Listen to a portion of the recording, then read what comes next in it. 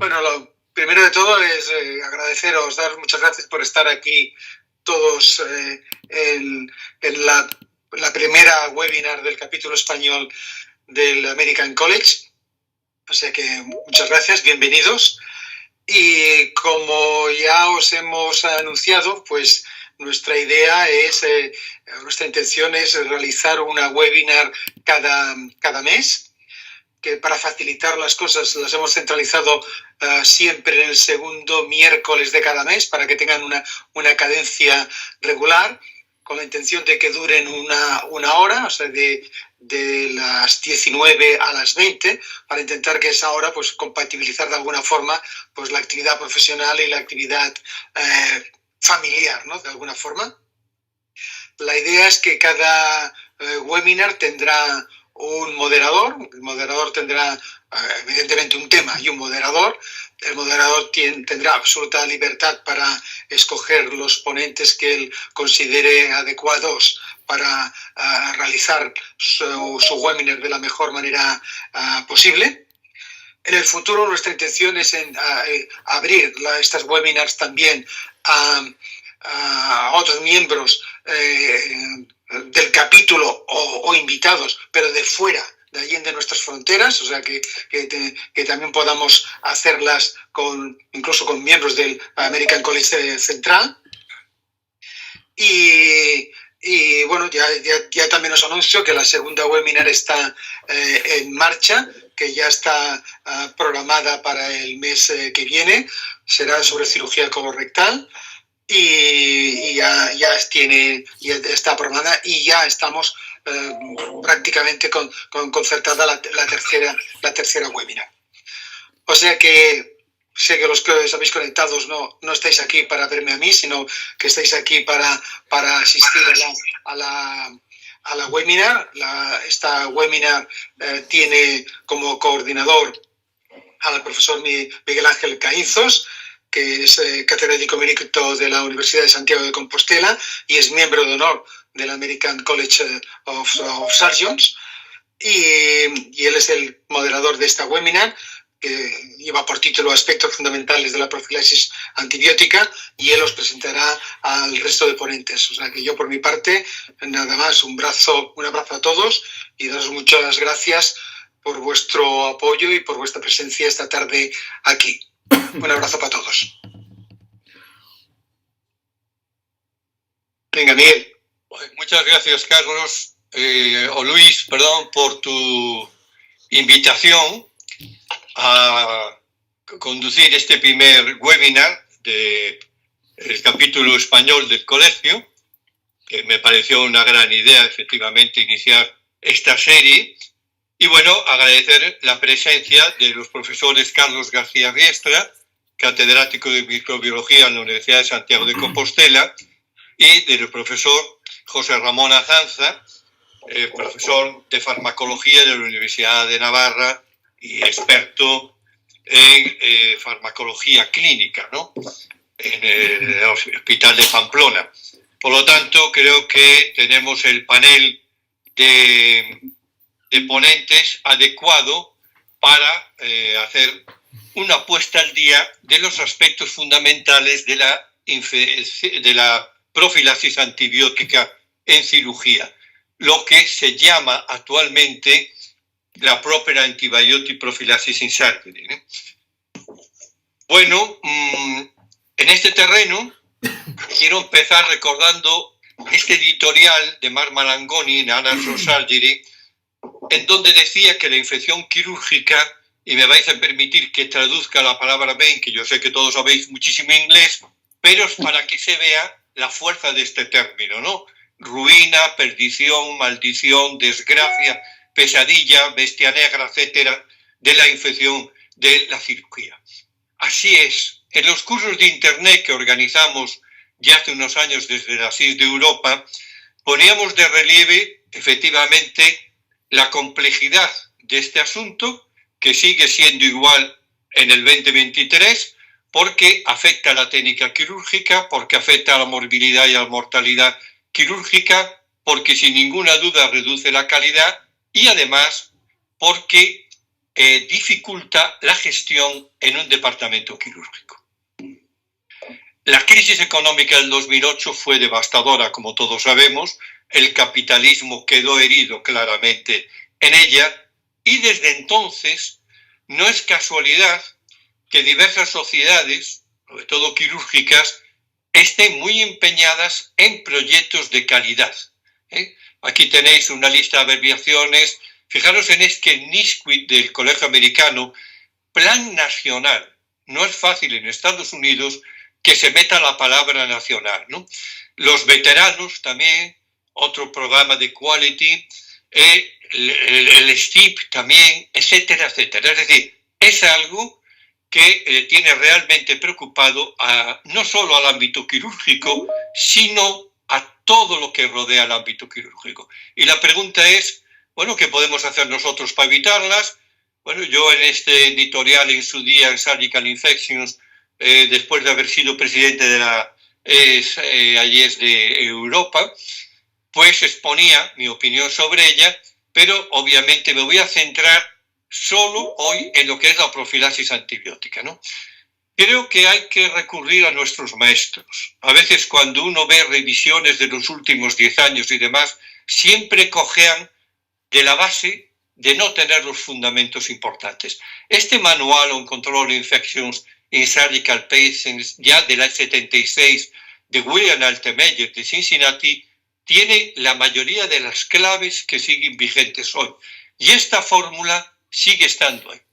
El problema numerador es la magnitud de la contaminación, multiplicado por el trauma quirúrgico y por la técnica, y dividido el denominador por las defensas del sujeto que es sometido a cirugía.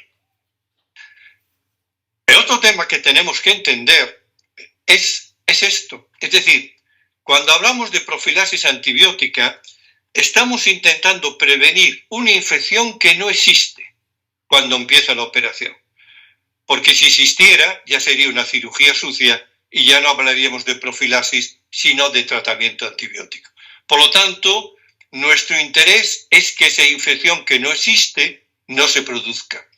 Y me gusta recordar las palabras de Pachín Dellinger en este congreso de la SIS de Norteamérica, en donde dejaba claro algo que tenemos que entender los cirujanos. El periodo en que se va a producir la infección quirúrgica es desde que empieza la operación hasta que acaba. Y si entendemos esto, ya tenemos muchísimo avanzado. Bueno, lo primero que hay que hacer es adherirse a una asepsia estricta y a la antisepsis, que no es ahora el momento de entrar en ella. La buena técnica quirúrgica de Halsted, que no ha sido superado sus principios, pero sí hay novedades aquí.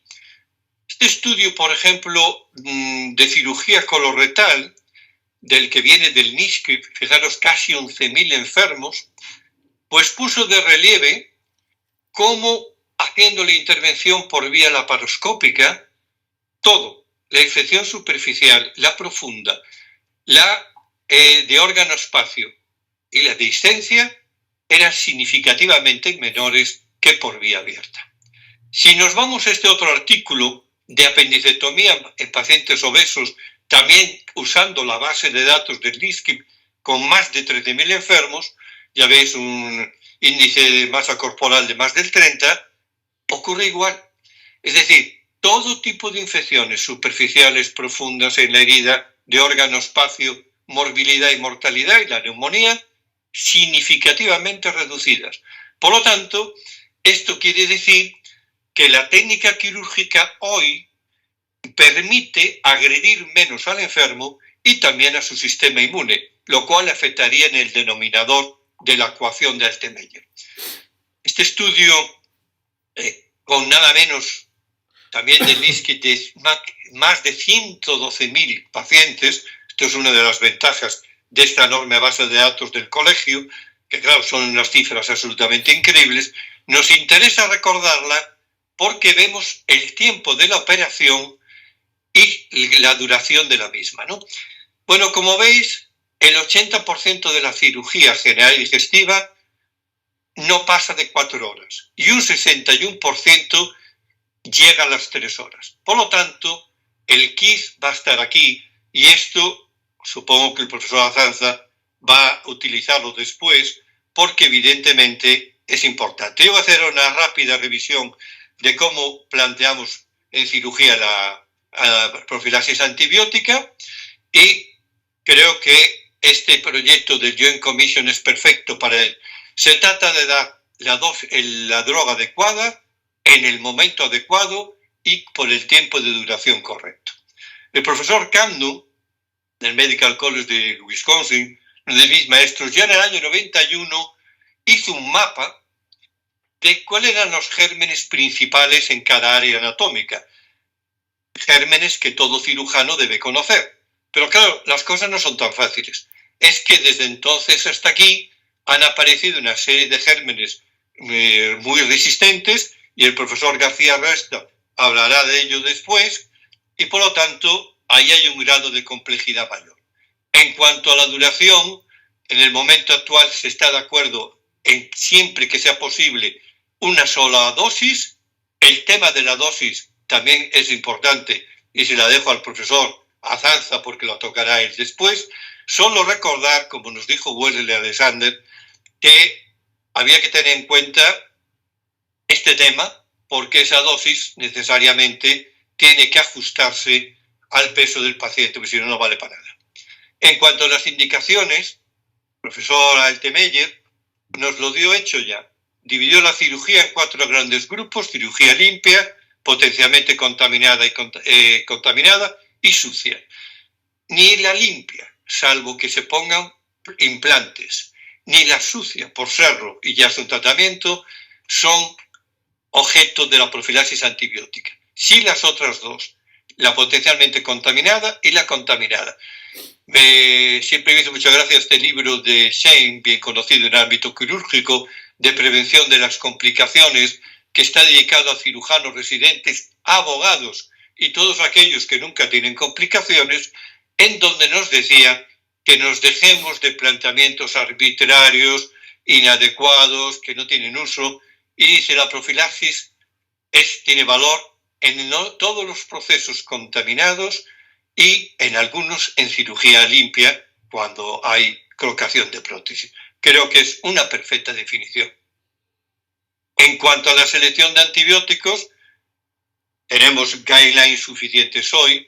Me voy a remitir a las de la SIS de Norteamérica, y que en un rápido vistazo, porque luego se habla con mayor profundidad de ellos, vemos que realmente con cefalosporinas y sobre todo de primera y segunda generación se cubre prácticamente todo tipo de cirugía.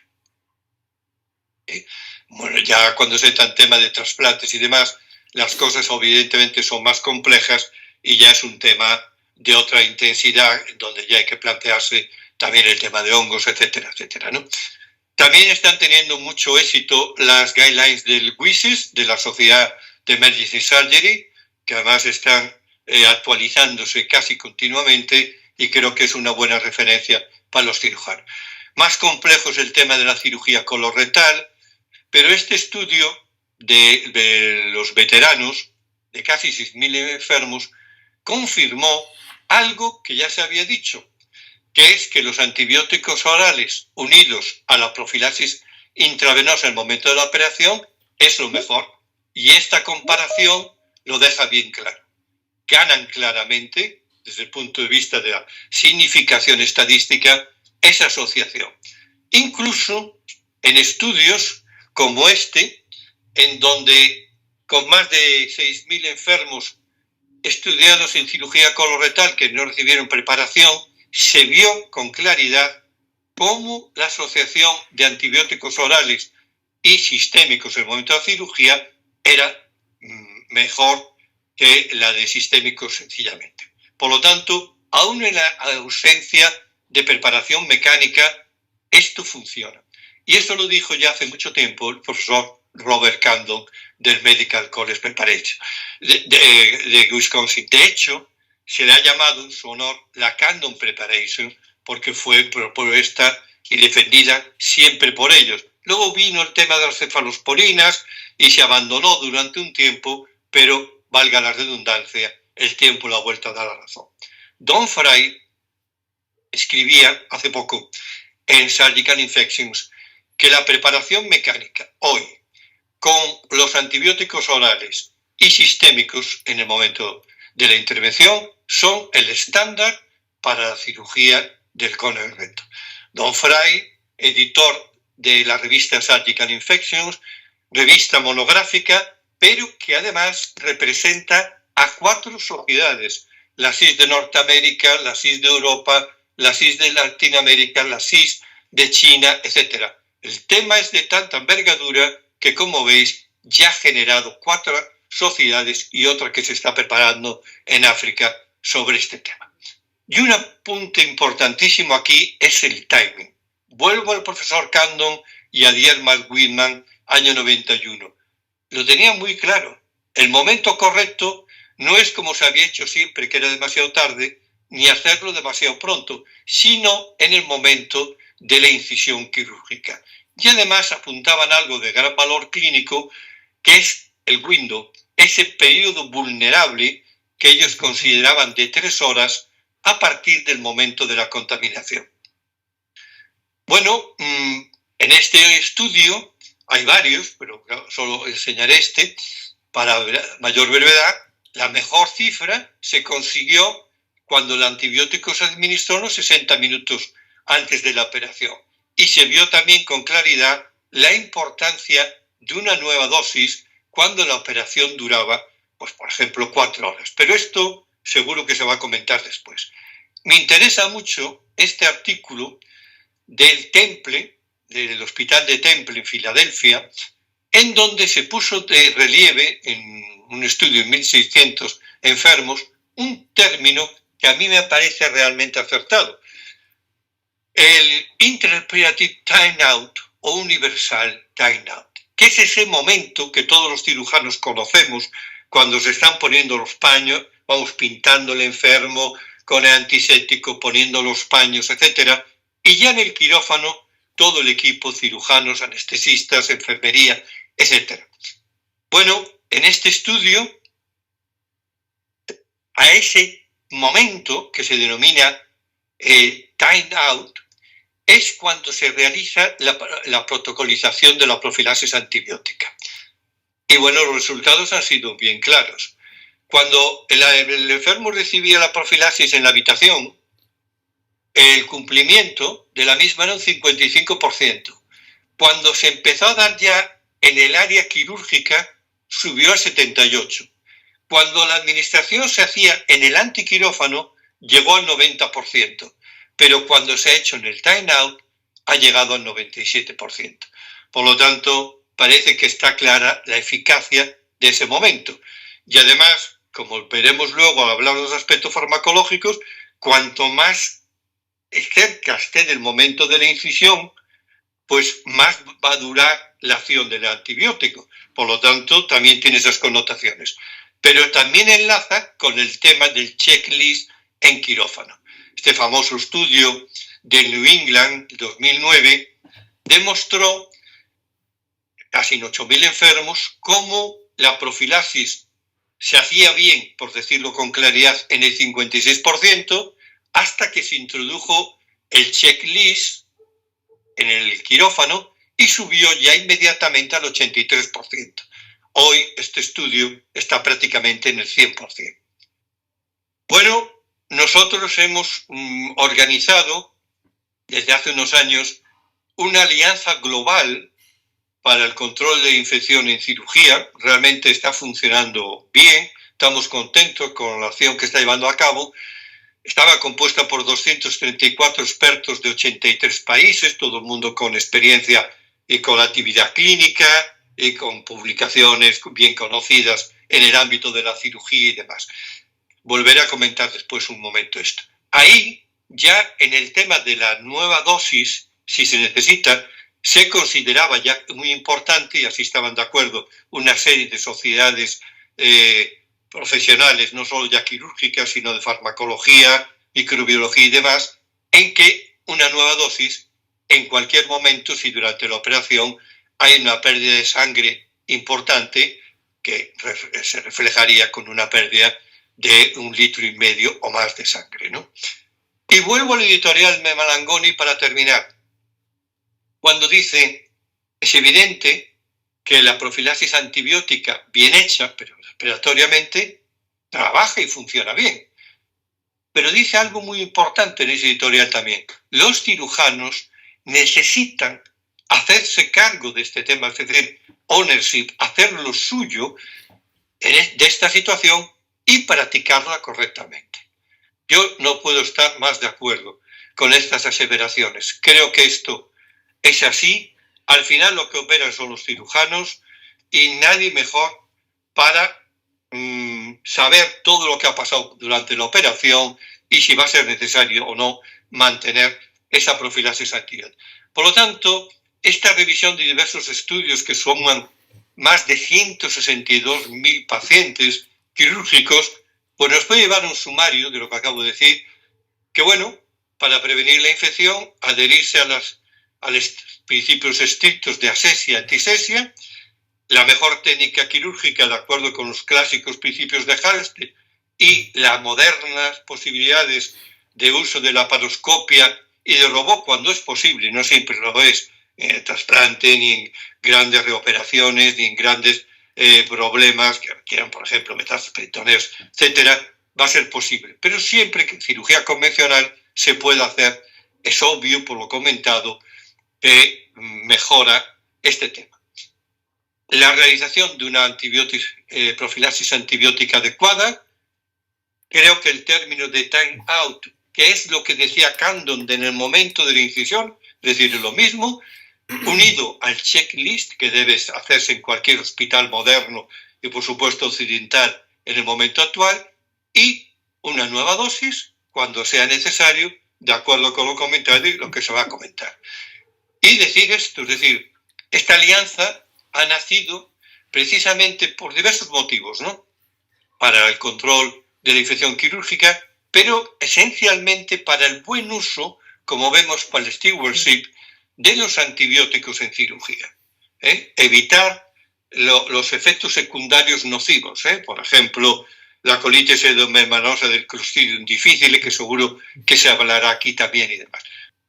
Le paso la palabra al profesor García Riestra para que toque los aspectos microbiológicos que crean oportunos, cuando quiera hacerlo.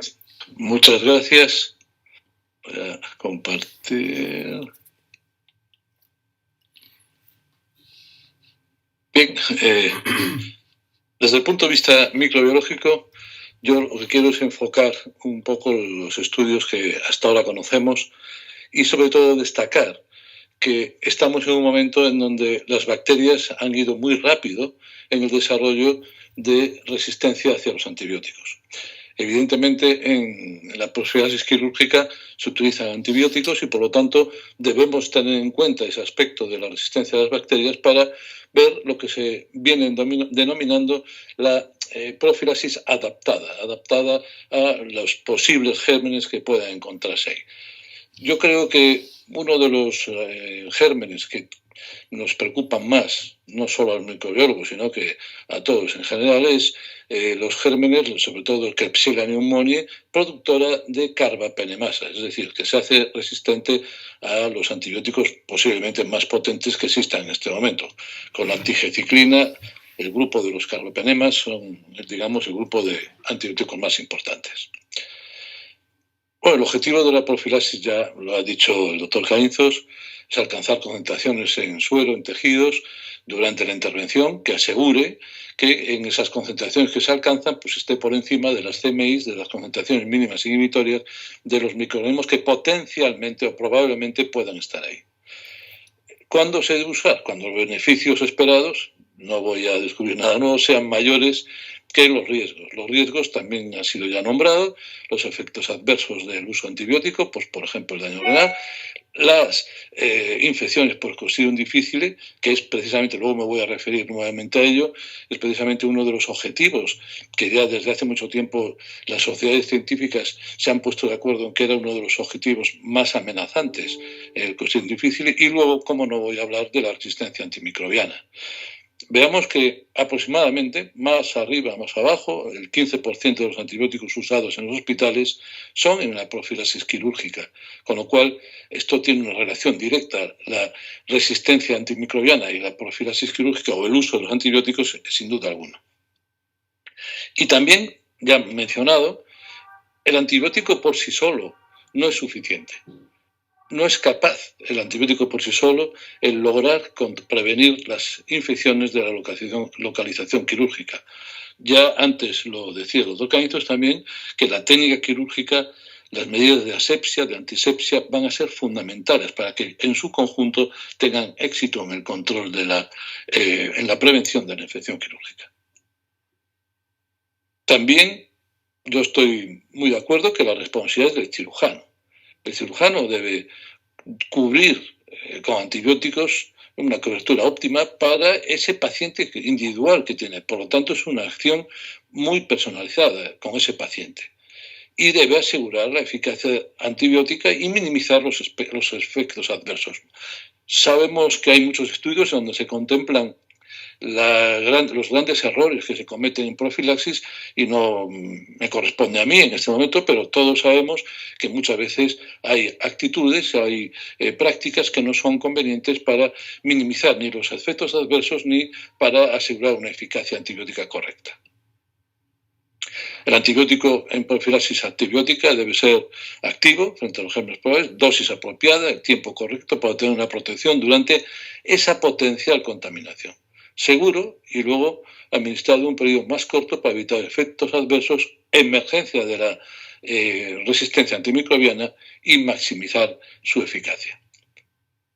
La contaminación, antes ya se han nombrado los grados de contaminación que puede tener la intervención quirúrgica y, por supuesto, también habría que destacar que en el momento que se introducen implantes, pues lógicamente aquí vamos a tener ya un incremento del riesgo de infección.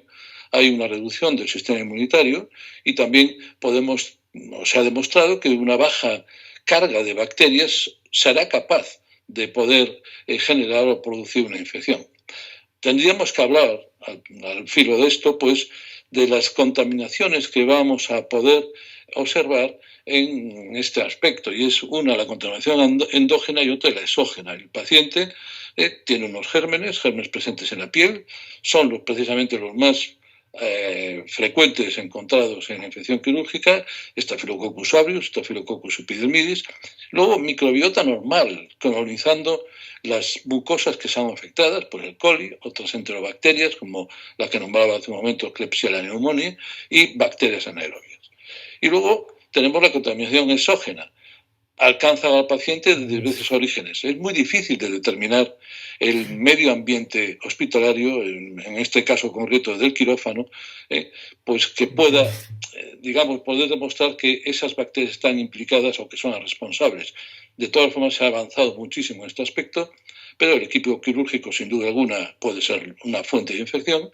El ambiente del quirófano, por eso se le da tanta importancia a la renovación del aire del quirófano, el que se asegure que se renueve claramente el aire del quirófano, los filtros EPA, por lo tanto, oro instrumental. Pero, como decía hace un momento, no es predecible las bacterias que pueden llegar a ocasionar esa infección. Por tanto, en un principio la profilaxis iría dirigida a la contaminación endógena, que es lo que veíamos antes, que es más predecible que, no, sin embargo, la ambiental. Se ha hablado también de algunos antibióticos. Yo aquí estoy destacando solamente a dos que son, uno, el más recomendado, sin duda alguna, la cefazolina. La cefazolina es una cefalosporina de primera generación, que en un principio, desde el punto de vista de tratamientos, se utiliza poco, pero sin embargo es la más empleada en los distintos tipos de cirugía. Y combinada con metronidazol, bueno, pues ya tendremos entonces una combinación donde cubre no solamente a las bacterias aerobias, sino que también bacterias anaerobias. Y en cuanto a la vancomicina, que también se plantea en algunos casos como en el aspecto profiláctico, bueno, generalmente no es recomendada, por supuesto, pero en pacientes colonizados por el Staphylococcus aureus meticilin resistente, el conocido MRSA, o en pacientes con un alto riesgo de colonización, sí que va a ser recomendada. La evidencia sugiere, incluso pues un poco en favor de la cefazolina, que la vancomicina es menos eficaz que las cefalosporinas de primera generación frente a Staphylococcus epidermidis meticilin sensible.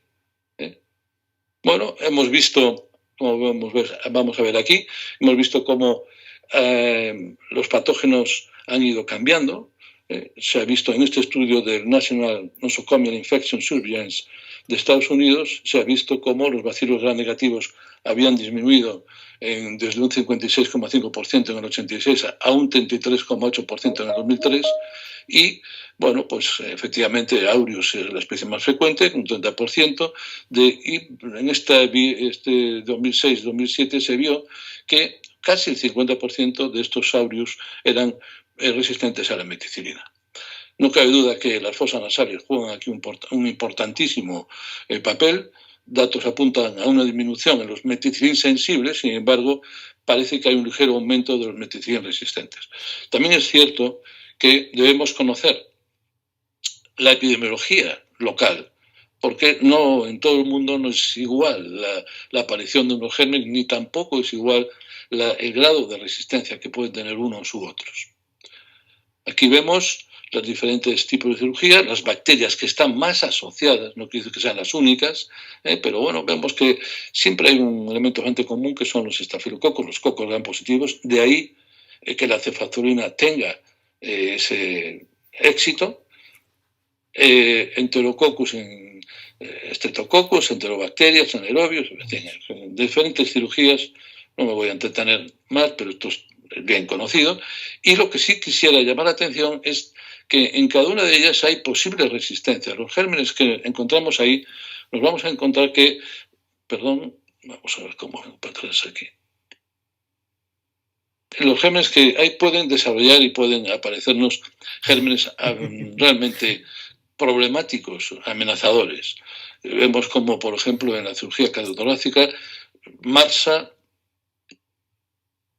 el metilin resistente o beta-lactamasas de espectro extendido, y aquí, pues por ejemplo, vemos como ya se pueden introducir las enterobacterias resistentes a los carbapenemas. Es decir, que ya tenemos un aspecto nuevo en donde tenemos que contemplarlos. También vemos como en la ginecológica pues hay el enterococo vancomicin resistente, como también lo vemos aquí, MARSA, beta-lactamasa de espectro extendido. En urología, como se ha estudiado o se utilizaban las fluoroquinolonas, pues también se ha visto que el paciente puede estar colonizado o puede haber resistencia a las quinolonas en este tipo de cirugías. Y, por supuesto, también las enterobacterias resistentes a los carbapenems. Al igual que vemos estas resistencias tan intensas, pues evidentemente hay antibióticos de última generación, algunos que tienen acción frente a estos microorganismos. Por lo tanto, bueno, no quiero decir con esto que haya que utilizarlos en este momento porque la evidencia todavía no nos da pues toda la fuerza necesaria para poder dirigir o para poder establecer guías que determinen o que aconsejen este tipo de antibióticos, pero bueno, vemos cómo, dependiendo del tipo de gérmenes, pues vemos cómo de estas resistencias vemos cómo hay antibióticos importantes. En el caso de las beta-lactamasas de espectro extendido, pues lógicamente los antibióticos de elección serían las carbapenémicas, y en esto los carbapenémicos, y en esto me estoy refiriendo más que nada al tratamiento de infecciones por estos microorganismos, lo mismo que las enterobacterias resistentes a los carbapenems, pues en el momento actual pues se ha llegado a asociaciones entre este tipo de antibióticos, de los que podemos verlos aquí: amicacina, colistina, tigeticlina, fosfomicina. Aquí es un momento de resurgimiento de la fosfomicina, en donde se ha visto que en asociación con otros antibióticos juega un buen papel. Y bueno, y luego las fluoroquinolonas, los bacilos gram negativos resistentes a las quinolonas, pues ya también vemos bastantes opciones. No cabe duda que la incidencia de la resistencia antimicrobiana y tanto la mortalidad relacionada con la resistencia está en un crecimiento importante. Esto lo hemos visto desde hace muchos años, incluso aunque en mi modesta opinión creo que es un poco exagerado, la OMS ha salido hace unos años con una previsión que en el año 2050 podría haber 10 millones de muertes al año por culpa de la resistencia a los antimicrobianos. Es decir, que calculan, o la previsión es que superaría las muertes por cáncer. En Europa, en este momento, pues tenemos pues más o menos causados por la resistencia antimicrobiana, pues unas 33.000 muertes al año, y la mitad se ha visto que son en instituciones sanitarias. Hay muchos factores que contribuyen al incremento de la resistencia, determinantes sociales, económicos, ambientales, pero sobre prestación de asistencia, el tipo de prestación, pero sobre todo el uso no apropiado de los antibióticos se va a convertir en el importante o el mayor factor que influye en el incremento de la resistencia. Y las consecuencias en las bacterias resistentes en cirugía, pues tenemos que encontrarlas, pues todos los que me están oyendo seguramente alguna vez lo han padecido, pues un alargamiento de hospitalización, duración de tratamientos serán mayores, más tasa de mortalidad, revisiones y necesidad de empleo de nuevos antibióticos. Esta consideración hace que puede que uno se vea obligado a utilizar antibióticos con mayor toxicidad, porque no nos quedan demasiadas opciones y, por lo tanto, si nos referimos al caso de la vancomicina, hay que utilizar vancomicina, pero no está exenta de una mayor toxicidad, posiblemente de los que estábamos empleando. La OMS también ha hecho como un catálogo de las bacterias que son más resistentes, las multiresistentes. Y yo las reflejo aquí.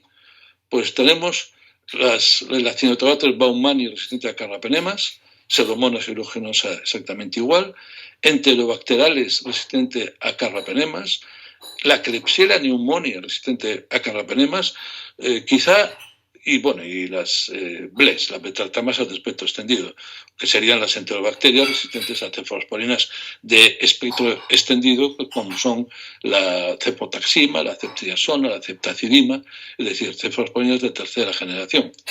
Pero quizá se vea esto como, pues unos acrónimos interesantes o lo que se quiera ver, pero la realidad es que nosotros, y yo puedo decirlo personalmente, esta bacteria, Klebsiella pneumoniae resistente a carbapenemas, la vemos, no digo todos los días, pero muy, muy, muy a menudo. Yo precisamente en esta última semana he aislado dos en infección urinaria, con lo cual no podemos pensar que estas bacterias son lejanas, que no las tenemos en la puerta de nuestros hospitales, están ahí. Y además, pues lógicamente, son unas bacterias que tienen una importancia crítica para la investigación y, por supuesto, el desarrollo de nuevos antibióticos. Nadie es ajeno a la dificultad que hay en el desarrollo de nuevos antibióticos, cómo se ha enlentecido la llegada de nuevos antibióticos que puedan ser activos frente a las bacterias. Eso es una realidad. Ya hace algunos años, en 2013, ya se veía estos tres niveles de riesgos o de amenazas por parte de las bacterias. Y, como decía antes, aquí en este primero que se refería como urgente, pues quizás se vea un poquitín pequeño, pero está el cuestión difícil, efectivamente, para prestarle atención por el incremento tan importante que está obteniendo, las enterobacterias resistentes a carbapenémicos y luego el aspecto que siempre es más o menos constante del gonococo, porque el gonococo ha ido incrementando constantemente su resistencia a los antibióticos. Y luego ya tenemos aquí un compendio importante de bacterias que vamos viendo que son altamente resistentes. Voy a reflejar algunos aspectos sobre los carbapenémicos o sobre las carbapenemasas, Y quería llamar un poco la atención en que, pues seguramente se pueden ver pues estos dos conceptos entre las bacterias resistentes a carbapenemas, que no es lo mismo que decir entre las bacterias productoras de carbapenemasas. Carbapenemasas es un enzima que producen las bacterias y que confiere resistencia, pero no es el único mecanismo de resistencia de las enterobacterias, o por ejemplo de la Klebsiella, como veíamos hace un momento, la producción, hay otros mecanismos que van a originar esa resistencia a este gran grupo de antibióticos.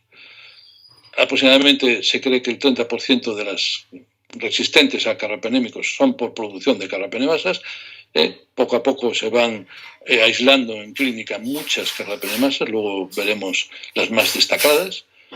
La importancia es grande de esta resistencia, porque además esta resistencia a los carbapenémicos se ve acompañada de resistencia a otras clases de antibióticos, con lo cual estamos ante auténticas multiresistencias. Infecciones con una alta mortalidad en pacientes hospitalizados y luego, pues bueno, las carbapenemasas son como enzimas, proteínas codificadas por genes y por lo tanto se transmiten. Y se transmiten a otros gérmenes y se facilita la diseminación de la resistencia. Vemos ahora en la siguiente diapositiva cómo hay elementos móviles, hay elementos como son los plásmidos que facilitan muchísimo, sobre todo en el entorno hospitalario, facilitan muchísimo por un mecanismo que es la conjugación, el que estos genes de resistencia pasen de una bacteria que es resistente a otra que no lo era. Y por lo tanto, así de esa manera se va diseminando. Factores de riesgo, vamos a citar, infecciones. Y como decía hace un momento, pues bueno, tenemos que la difusión puede ser o bien vertical, que es cuando suceden mutaciones, no sería en este caso que nos está pues ocupando en este momento, y sí sería una difusión horizontal. Dos bacterias se ponen en contacto y por lo tanto a través de los plásmidos, transposones o integrones, bueno, esos son componentes de donde se encuentran esos determinantes de resistencia, esos genes de resistencia, pues pasarían de una bacteria a otra. Y actualmente los bacteriófagos también parece que juegan un papel importante porque son nichos o reservorios de resistencia, de genes de resistencia. Como decía hace un momento, la producción de carbapenemasas es uno de los mecanismos por los cuales una bacteria se puede hacer resistente a los antibióticos carbapenémicos. Vemos que hiperproducción de otras beta-lactamasas también, las bombas de achique potenciadas, como se veía de aquí, el antibiótico entra en la bacteria, pero estos sistemas multienzimáticos, multiproteicos, son capaces de captar el antibiótico que ha entrado y volver a expulsarlo. Por eso es técnicas de flujo que también van a ocurrir en estas bacterias y, por tanto, confiriendo la resistencia a los carbapenémicos. Y luego alteraciones en las PBP, que son enzimas involucrados en la síntesis del peptidoglicano, que sería la diana para los antibióticos beta-lactámicos. Y ya, finalmente, solo algunas anotaciones. Los antibióticos por sí solos no son suficientes. Deben ser eficaces para las bacterias, que pueden probablemente estar en la localización quirúrgica, rigor en las pautas de administración, tiempo, dosis, una sola dosis suele ser suficiente, y la resistencia antimicrobiana es multifactorial, pero el uso inapropiado es el motor que va a generar o va a incrementar esa resistencia. Debemos tomar una conciencia con la problemática de estas bacterias multiresistentes, por lo tanto va a influir en las profilaxis que puedan venir en el futuro. El uso inapropiado de amplio espectro de antibióticos de amplio espectro en ausencia de bacterias multi-R o de bajo riesgo de infección de localización quirúrgica, pues potencian la resistencia, no proporciona beneficio ninguno al paciente y puede ser potencialmente dañinos. Y, por supuesto, gran importancia a la epidemiología local y los equipos interespecialidades para lograr una coordinación en la aplicación. Nada más, pero yo empecé un poco tarde también, Miguel. Muchas gracias. Venga, muchas gracias. Dejamos la palabra al profesor Azanza, José Ramón, cuando quieras. Hola, Miguel, no sé si me escucháis, yo ahora mismo no me veo, supongo que sí me escucháis. Te vemos, bueno, pues muchas gracias por la invitación. Muchas gracias por la presencia y la verdad es que un placer. Hablamos entre amigos, ¿no? La verdad es que hace muchos años que nos conocemos. Mientras hago este asunto, intento ampliar la presentación. ¿Me confirmáis que la veis? Está bien. La vemos. Y bueno, pues entonces encantado de la vida todavía más, ¿no? De poder estar, espero que en 20 minutos, 25 minutos presentando lo que quiero presentaros, que, bueno, es un tema visto, es la misma visión que la que tenéis vosotros, pero es un tema que lo voy a ver o lo vais a ver desde lo que yo soy. Soy médico, pero soy profesor de farmacología y yo me he dedicado toda la vida y vais a tener una visión, bueno, distinta, quizás ligeramente distinta en algunos aspectos. No, bueno, lo primero, cuando me invitó Miguel hace unas semanas, pues te metes allí en PubMed, ¿no?, que es nuestra fuente de información, y encuentras que hay 14.000 resultados, ¿no? Es evidente que hacer un resumen de 14.000 resultados es virtualmente imposible, por tanto vas de menos a más, de lo más reciente a lo menos reciente, y de lo más reciente pues encuentras que en el 2021 pues, publica este artículo que de alguna manera es vinculante para todos nosotros porque está publicado por personas que pertenecen a dos sociedades que son, vamos a decir, number one en el tema, ¿no? La SEIM, ¿no?, Sociedad Española de Enfermedades Infecciosas en Microbiología Clínica, y la Asociación de Cirujanos, y que se refiere precisamente a uso profiláctico en cirugía. Y dije, bueno, pues mira, ya tengo algo, voy a leérmelo despacio, aparte de ver que hay buenos amigos entre los autores y gente realmente de profundidad, pues voy a ver, ¿no? Y viendo, y es lo que voy a hacer, pues bueno, voy a repasar, que yo creo que nos viene bien a todos lo que dice, y en algunos casos voy a matizar lo que dice la farmacología, ¿no? ¿Cuándo está indicada la profilaxis? Bueno, pues en el artículo se señala de forma muy clara cuando la posibilidad de infección sea muy alta o las consecuencias sean muy graves o potencialmente graves, ¿no? Limpias contaminadas, cirugía sucia ya es tratamiento, no es profilaxis, y en la cirugía limpia la indicación depende pues, del tipo de intervención, de la comorbilidad, diabético, oncológico, etcétera, no voy a insistir, y de la existencia o no de material protésico que hace que su contaminación postquirúrgica sea o perquirúrgica con manifestación postquirúrgica sea catastrófica, ¿no?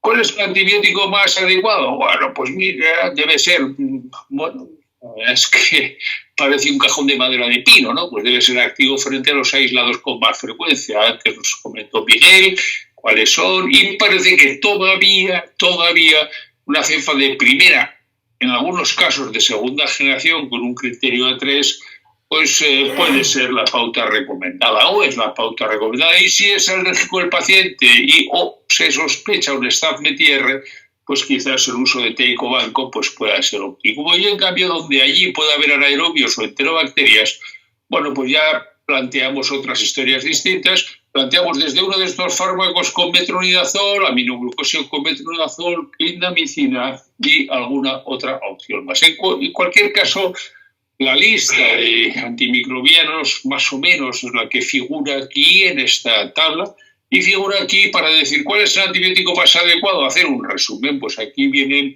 las indicaciones que en ese documento figuran de cada uno de los fármacos, donde podéis ver que cefazolina es mayoritario y los demás, pues o bien son alternativas o bien aparecen efectivamente cuando existe riesgo de infección por VGN, donde la cefazolina puede ser poco activa, o sobre todo anaerobios, donde cefazolina no tiene ninguna actividad. ¿Cuál es el momento óptimo? Y aquí ya vamos a enredar un poquito más bajo el punto de vista farmacológico. Hasta ahora no hemos tenido nada que decir. Dice la prófisis antibiótica en cirugía, y estoy copiando párrafos literales, ¿no? Debe administrarse en los o durante los 120 minutos previos a la incisión.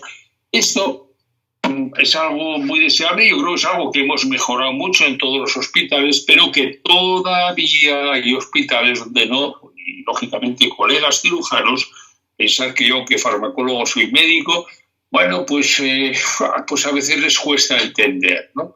Bueno, simplemente, perdonadme, los 120 minutos previos es porque la concentración plasmática máxima del antibiótico debe, en principio, coincidir con el momento del máximo riesgo. El momento del máximo riesgo cuando se está formando el coágulo.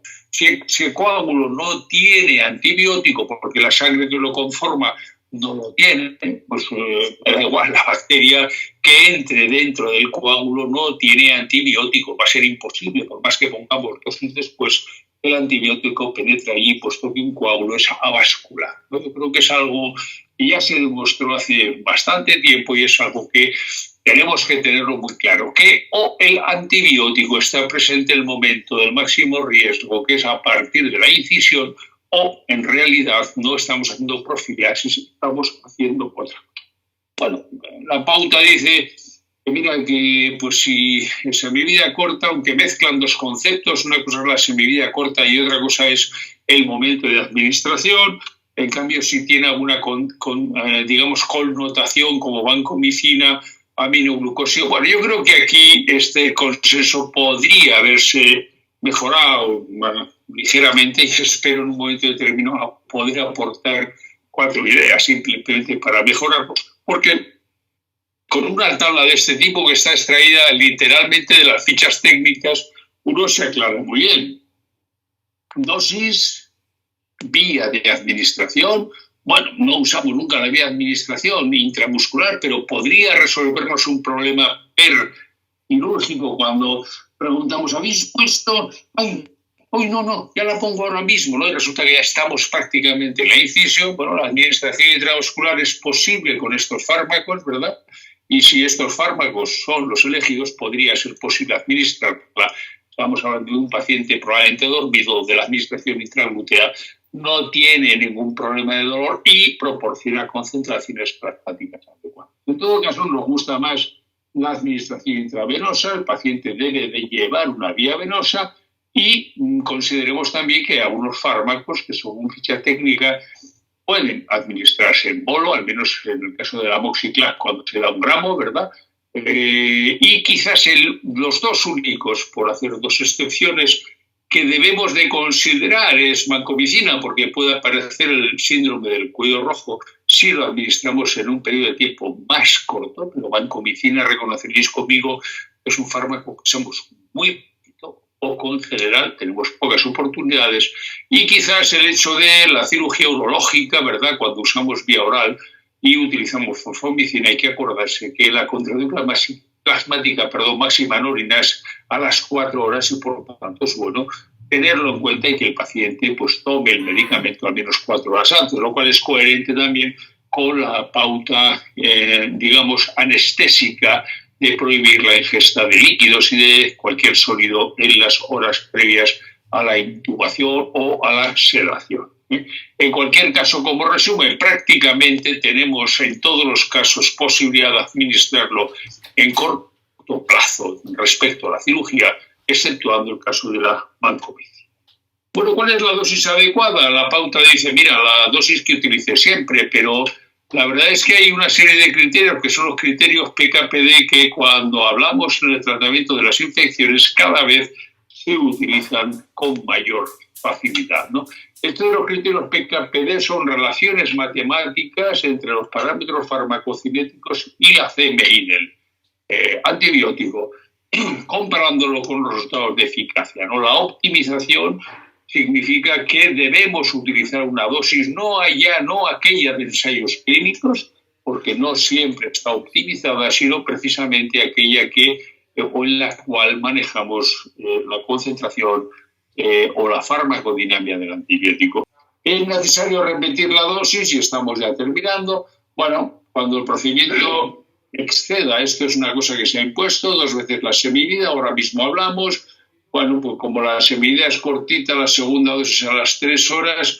Bueno, esto tiene o no sentido, sangrado significativo. Claro, es que, oiga, si un fármaco tiene 100 mililitros o 100 miligramos mililitro y el paciente pierde 1.500 mililitros, es que o damos más dosis o realmente se ha eliminado el medicamento. ¿Y cuál es la duración? En principio todos suscribiríamos que tiene que ser dosísmica. Esta es una curva de niveles plasmáticos para explicar el concepto de semivida, tiempo que tarda en reducirse a la mitad, 10, 5, no, 5 es la mitad de 10, el tiempo en este caso son 4 horas y podemos demostrarlo fácil, ¿no? A la hora hay unos 22, a las 4 horas después hay la mitad, ¿verdad? 50%, seguimos 4 horas después la mitad y así seguimos, mitad, mitad, mitad. En farmacología decimos que cuando transcurren 5 horas la concentración plasmática es, vamos a decir, muy bajita y probablemente ineficaz. Y fijaros, en profilaxis se dice que son 2 horas, ¿no? Cuando se ha eliminado aproximadamente el 75% del problema. Podemos hacer una estimación. Aquí tenemos los fármacos, aquí tenemos su dosis, la concentración plasmática máxima, la semivida de eliminación, el punto de corte de los antibióticos, de los microorganismos para considerar la sensibilidad y, por tanto, el punto de corte o la concentración que deberíamos alcanzar o mantener en casi todos los casos. Y aquí tenéis la concentración cuando transcurren 2 semívidas, ¿no? Son 3,6 horas, hay 22, 2,325. Y si comparáis esta cantidad con respecto a esta cantidad de aquí, veis que en casi todos los casos estamos relativamente sobrados. Porque pensad que en el acto quirúrgico, como hemos visto antes, se pierde parte de esta concentración a través de la sangre, ¿no?